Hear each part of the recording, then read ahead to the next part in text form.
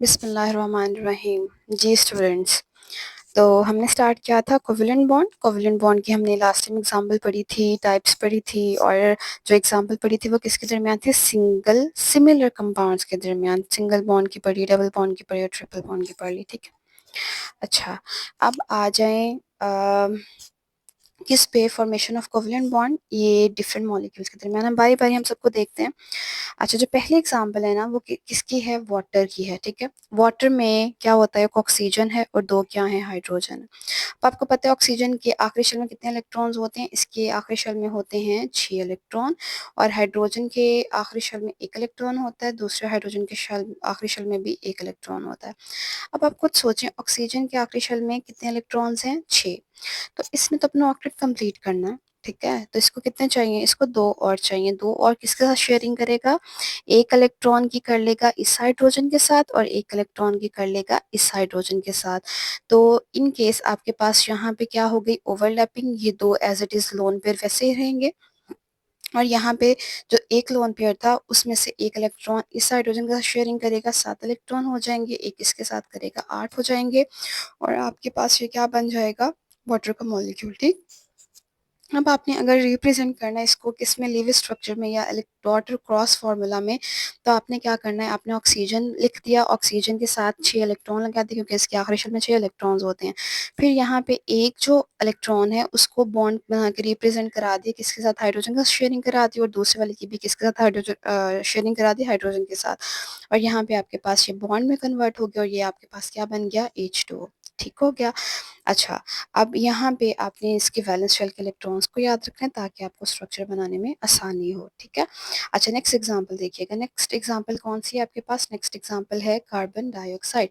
Carbon dioxide में देखिए, carbon है ना, कार्बन के आखिरी शेल में कितने इलेक्ट्रॉन्स होते हैं? कार्बन के आखिरी शेल में है 4 इलेक्ट्रॉन। ये स्टेबल तो नहीं है, इसको तो 8 चाहिए, तो मतलब इसको 4 और इलेक्ट्रॉन चाहिए शेयरिंग के लिए। तो वो किधर से लेगा? 2 इसके ले लेगा और 2 इसके ले लेगा, ठीक है। अब अगर हम ऑक्सीजन को देखें तो इसके पास कितने हैं? 6 हैं, तो इसको भी दो चाहिए, ठीक है।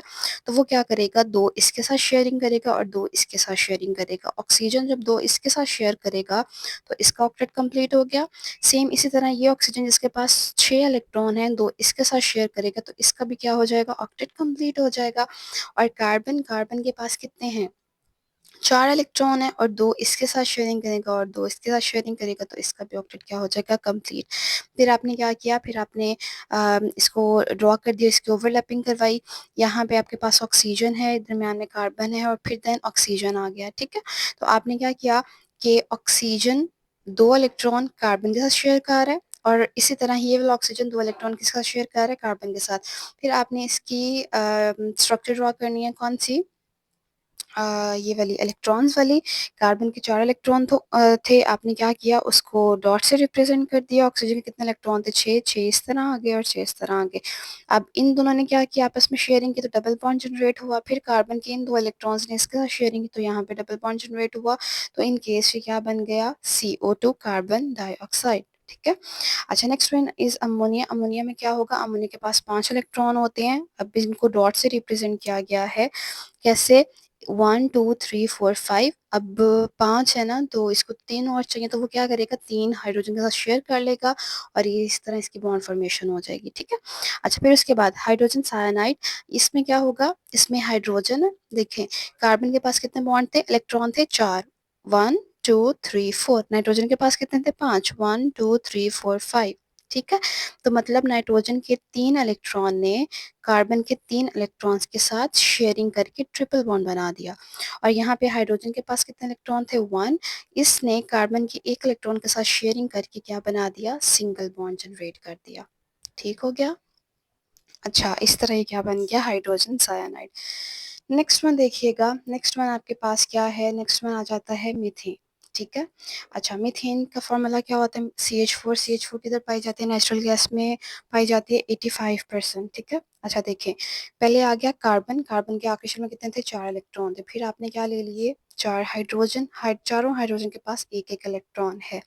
अब इसने क्या करना है? इसने अपना ऑक्टेट कंप्लीट करना है, तो इसको 4 और इलेक्ट्रॉन चाहिए। कौन देगा 4 और इलेक्ट्रॉन? ये देंगे ठीक है, हाइड्रोजन।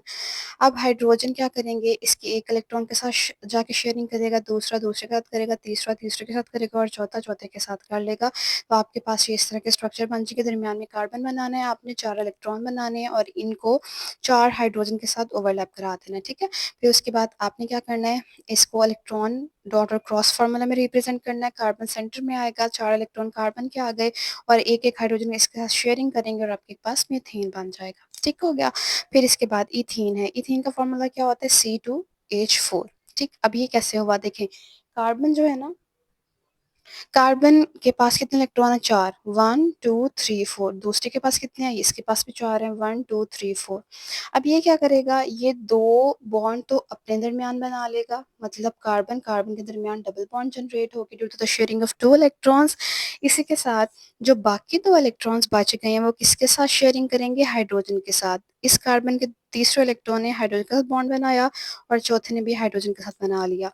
और इस कार्बन के तीसरे बॉन्ड ने हाइड्रोजन के साथ और चौथे बॉन्ड ने भी हाइड्रोजन के साथ और पहले दूसरे बॉन्ड ने कार्बन कार्बन के साथ बॉन्ड बनाया। तो आपके पास ये क्या बन गया, कार्बन डबल बॉन्ड कार्बन और साथ क्या आ गए, 2 हाइड्रोजन एटम्स, ठीक है। अच्छा, इसके बाद नेक्स्ट देखिएगा, नेक्स्ट आपके पास क्या है, नेक्स्ट आपके पास है मेथनॉल। मेथनॉल का फॉर्मूला क्या होता है, इसका होता है CH3OH। यहाँ पे C 3H आ गए और OH आ गया, ठीक है। अब देखें कार्बन के पास कितने इलेक्ट्रॉन्स थे, 4, 1 2 3 4, ठीक। अच्छा, अब इसको 4 और चाहिए तो ये क्या करेगा, एक हाइड्रोजन का शेयर करेगा, कितने हो गए, 5। दूसरा हाइड्रोजन के साथ शेयर करेगा, 6। और ये तीसरा हाइड्रोजन के साथ शेयर करेगा, 7, ठीक है। एक किसके साथ शेयर किया इसने, ऑक्सीजन के साथ, कितने हो गए, 8। मतलब ये स्टेबल हो गया और यहाँ से हाइड्रोजन भी स्टेबल हो गए। ऑक्सीजन को देखा जाए, ऑक्सीजन के पास कितने इलेक्ट्रॉन होते हैं, 6, 1 2 3 4 5 6। अब एक तो उसने शेयर कर लिया कार्बन के साथ, तो उसके पास तो 7 हो गए और एक रह गया, तो वो एक किसके साथ शेयर शेयर करेगा, ये हाइड्रोजन के साथ। तो इस तरह ये भी क्या हो गया है, स्टेबल हो गया है, ठीक है। तो यहाँ पे ये किसकी स्ट्रक्चर थी, आपके पास आ गई मेथनॉल की। यहाँ पे कुछ और स्ट्रक्चर्स दी गई हैं, लाइक सिलेन है, PCl3 है, फास्फोरस ट्राइक्लोराइड है, सल्फर डाइऑक्साइड है और सल्फर ट्राइऑक्साइड है।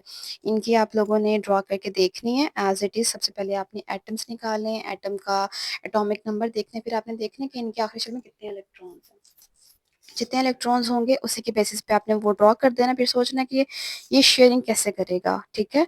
फिर वो करके और फिर आपने इसको ड्रॉ करके देखना है। अगर नहीं होता तो मुझे कमेंट सेक्शन में बताइएगा, फिर हम इसको ड्रॉ करके देख लेंगे, ठीक है। तब तक के लिए अल्लाह हाफिज़।